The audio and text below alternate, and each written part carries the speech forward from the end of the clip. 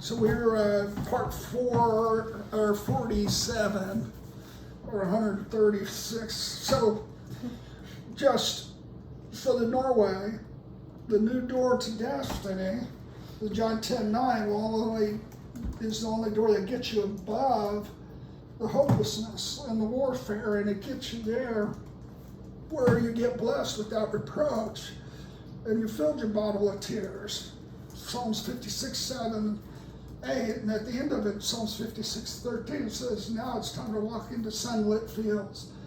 And it's harder to believe for success and prosperity and blessing than it is for misery and suffering. We've made the Holy Spirit sacrifice. That's the trophy we put on the mantelpiece. Wow.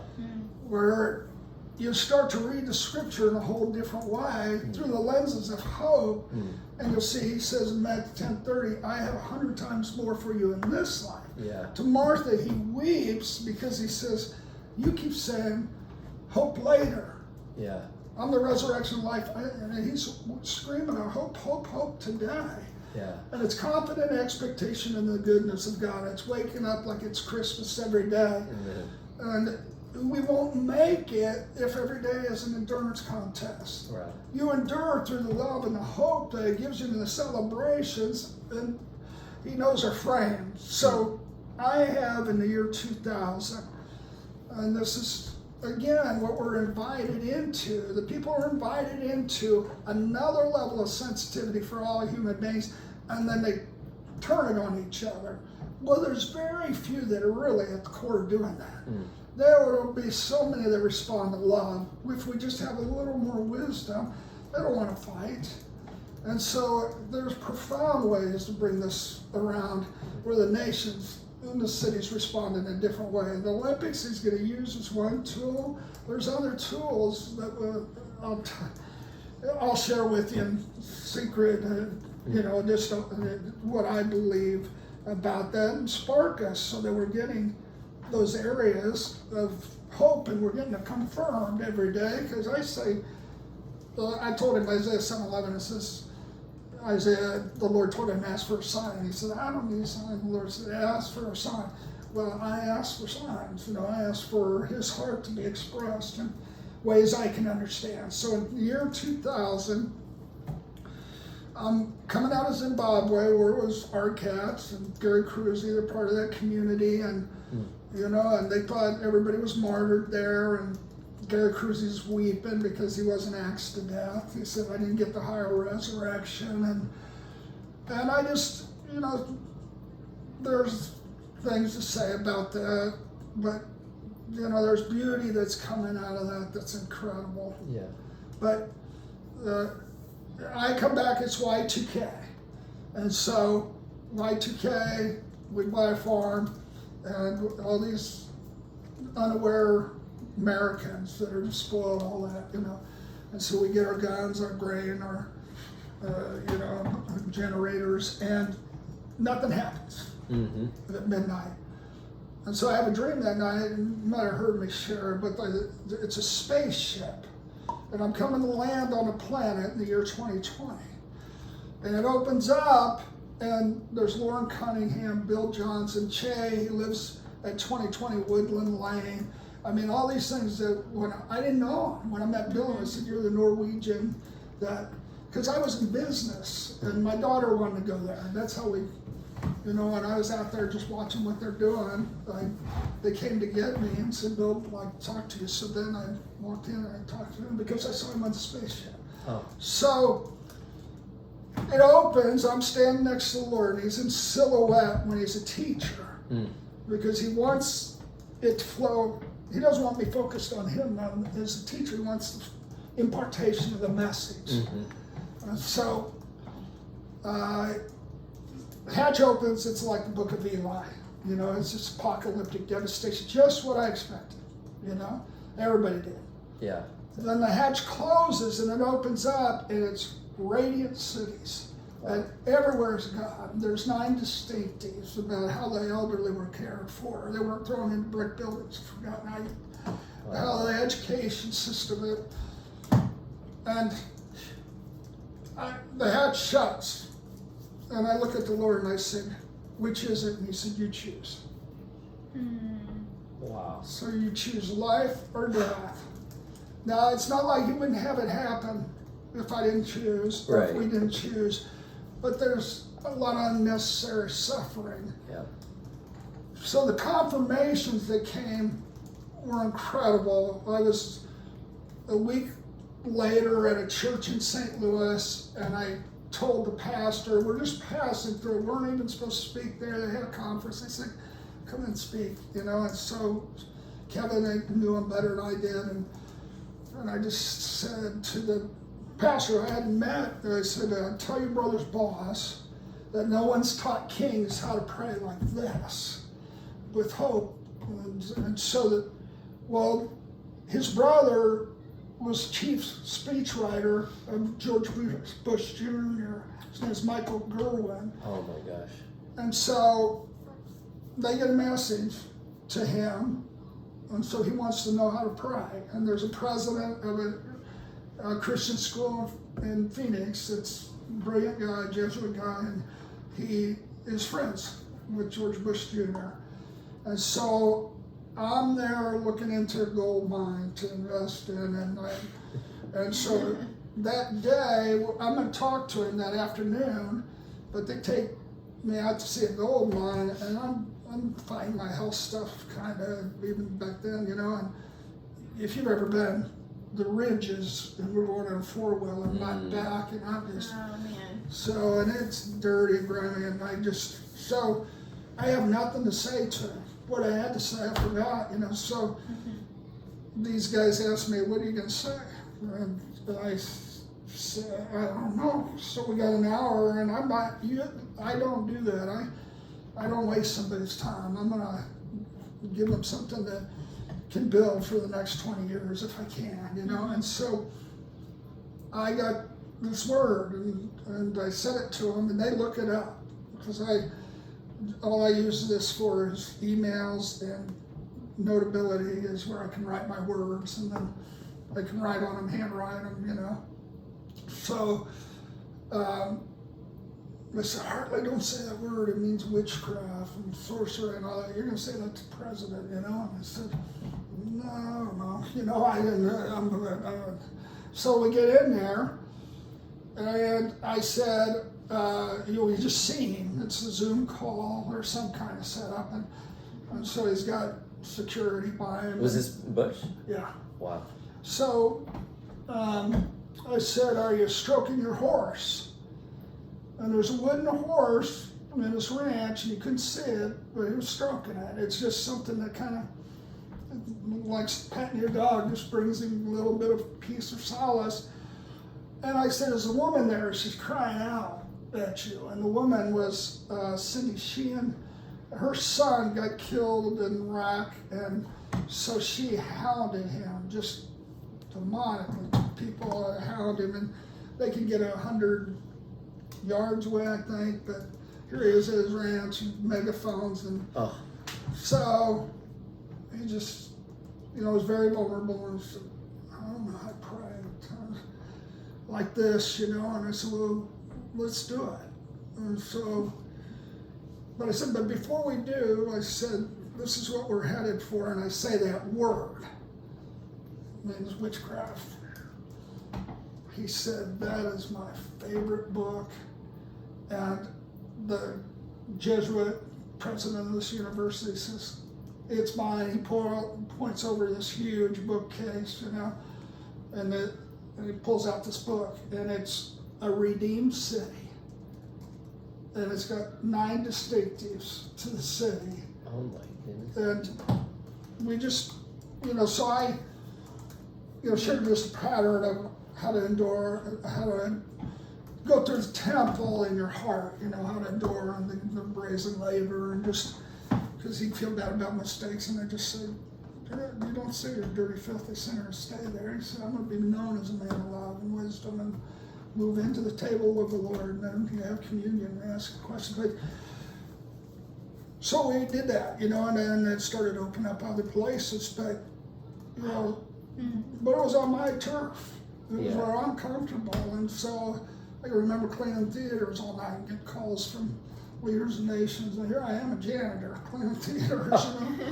Wow. But I didn't care. I just, you know, knew that we all need Him. So the point is that, you know, there's a God of all of life, moving you into a door of destiny with 27 temporal hopes, and He's picked you both because you could have hated and you chose love. You didn't get offended, and it's the Abigail response that she asked of David, and you've got the hope that can see an attack as somebody's pain, and it's an opportunity, an invitation to lead their hearts in a greater place and even lead you into a greater favor and greater place in who you are and where you're going to go. Mm-hmm.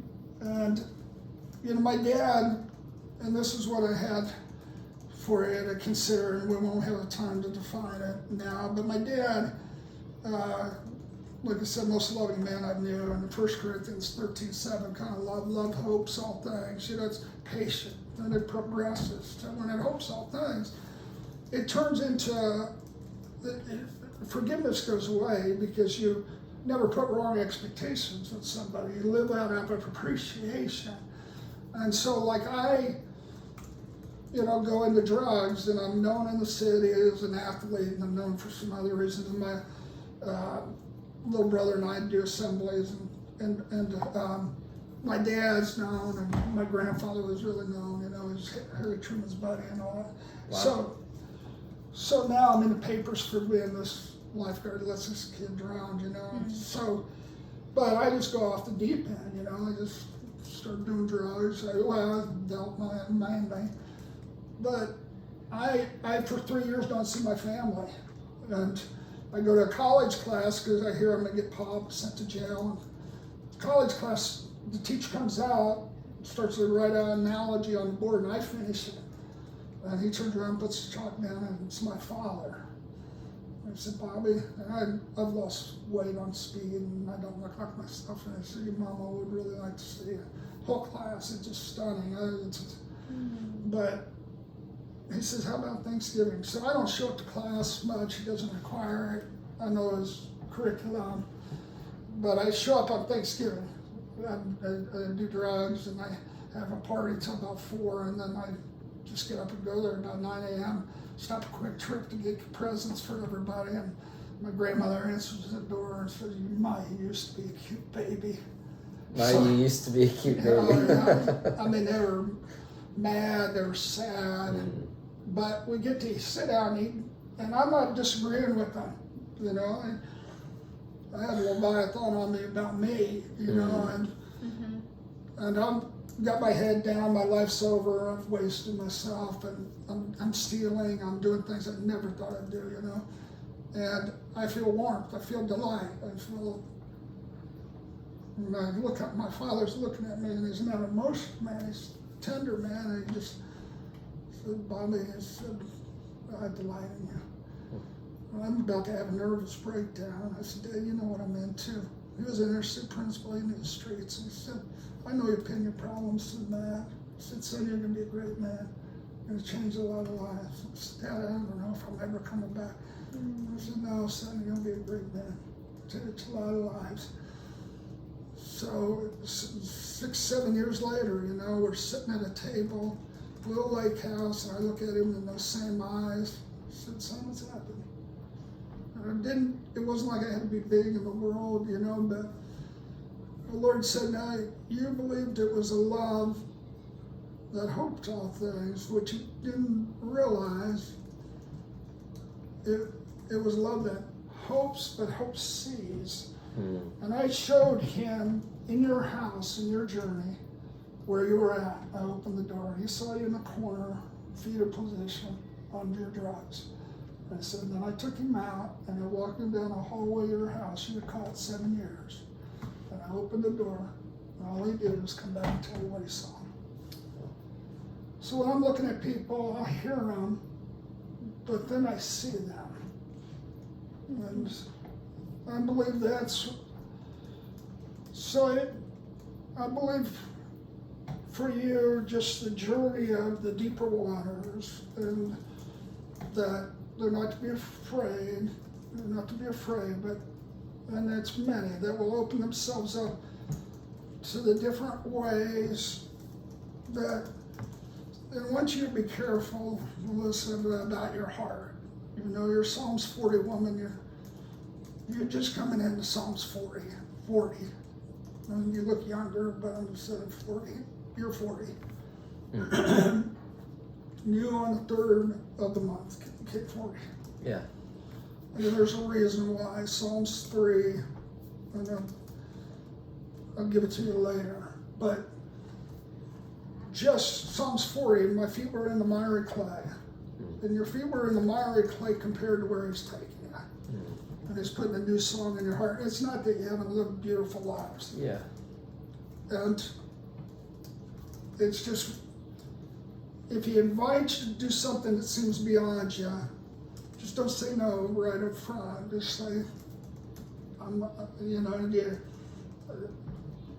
you have to empower me. You're not going to be presumptuous. And God, you have to give me the grace, give me the signs. But he's taking you into the deeper waters to open up to God. And your audience, might shift. It's some of the comrades from the past, some of the other ones, but there might be new vistas that he opens for you as well. And you learn that in life, that, he expands. You don't leave them behind, but you don't,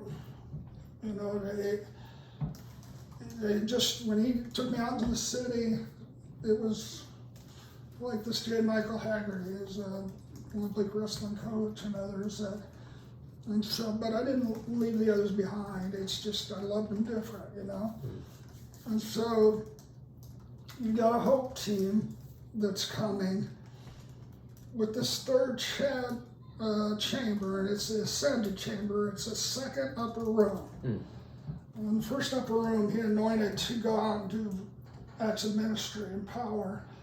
Second upper room, supernatural life, where the power of God creates supply. Like Isaac, there's 78 new types of miracles that are coming, where he's in the midst of a famine and he prospers 100-fold, and he loses his mother and brings him a wife that just enhances him so much on the hill. And so you're going to call out miracles that affect kings where they're at, affect business people where they're at, and I'll send you those 78 new types of miracles. 7 to 8 or 78? 78. 78. Miracles of the presence, miracles of wisdom. They're supernatural. And so, and I believe that just the hour we're in, and taking this time for a reason, I love you, but also the ability to overcome Leviathan with the spirit of revenge. We're showing people that maybe there was another reason they were attacked. For example, with me, with my family, or with my dad. And this is profound. And this is for many people, many situations, is I thought, what did I do to be, to have her lose hope and my kids to be mad? And he said, no, it's the exact opposite. And this is what he said. But this took a while for it to get through to me. Is my dad, I said, what did my dad ever do to me to deserve me getting on drugs and then doing other things? It's like my brothers and sisters, I got 5 of them, and they were asking, well, Dad was kind of missing because he was helping Mom too much. And no, none of that. He was the only one, the Lord said, that could stabilize me in my times of trouble. Wow. He said, I sent him and created him. Nah, he was his own man, but he said he was like an alien, a stranger from a different planet. He was sent to stabilize you in your hour of need. It's not like he didn't make people get so on their parents, and this was, maybe they were there for that 1 hour. And just thank God that You know, my mom, who was really hard on us, really, really difficult. My brothers and sisters, especially my sisters, don't like her, don't give her, you know, appreciation and respect. Well, I'm in the middle of drugs. I'm in my bed at 3 in the morning, and my mom is comatose. She had on so many downers and drugs. She just mumbled in the bed, had numbers of surgeries, and went from this pretty woman, councilwoman, to, and she was vicious, you know. But I hadn't been around for a year and a half or something. My phone rings, it's a landline back then, and it's my mom. I hear it, Bobby, and her voice is so clear. Get out of your house, you're about to go to jail. I said, Mama, I started trembling. She said, jump out your window, just get out of the house.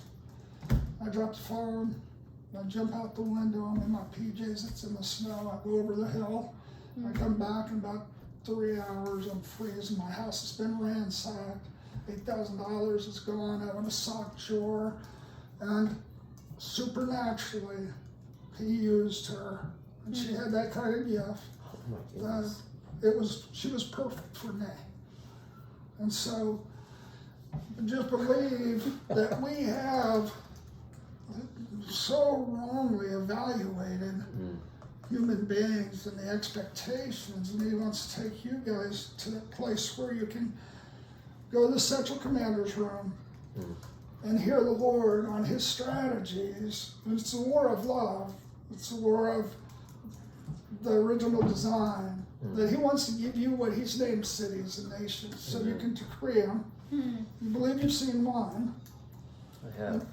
You believe that it's to be approached with worship and with prayer, and I'm just speaking now as it hits me, but I want to suggest to you a few other ways, and it's by decreeing the identity of that city back to it. Amen. To find their original design. And so I would go to Cleveland and say, Cleveland is going to get its respect back, and this is how. And here's a song of Australia, Affectionate Australia. New Zealand, but it would really paint a picture. Worship in Washington, D.C. This is what it looks like. And you just get not moved by what man names it or by people that are mad at it or whatever. You name it by what God names it. Wow. And it's the decree, and it'll change everything. Like I went to Reading and I said, you're not the, we'll just call them this, poverty flats. And I said, you'll be Radiant Reading in this way. And that was a name that was hung over that town for so long. And they just started decreeing it, you know, with Bethel and some of the other churches. And so, what I want us to pray about, and I'm going to turn this off, is just a, You want to turn up now or after?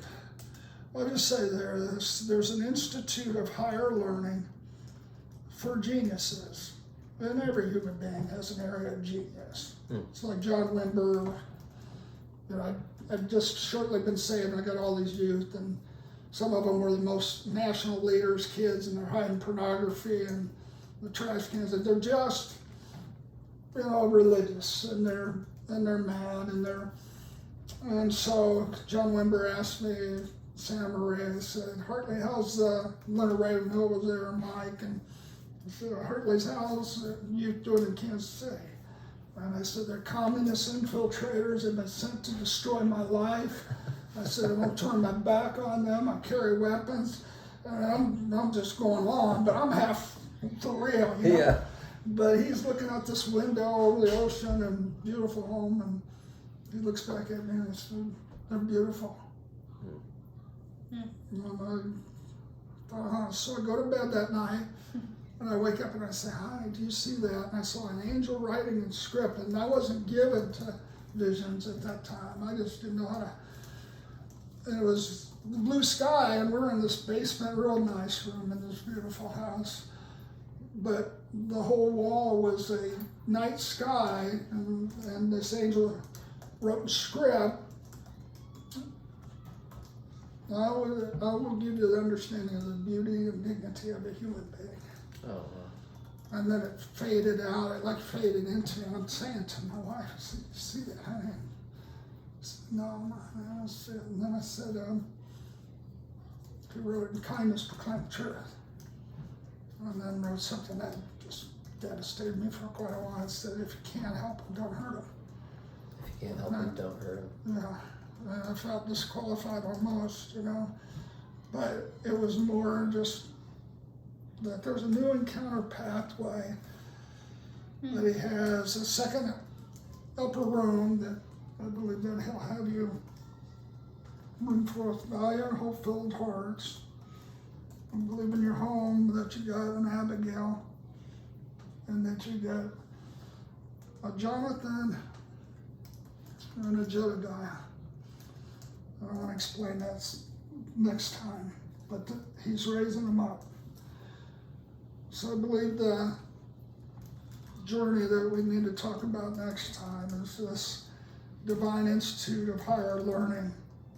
And one is a new encounter pathway that gets people above. They dreamed of this large building where people would look through these binoculars at the earth and they'd pass out because they're seeing according to his original design. And then once you see, you're never the same. Like Martin Luther King's I see a dream, and that's when you have oracles come forth from the heavenly place, and you speak into the waters above the heavens, and that ripples across the earth.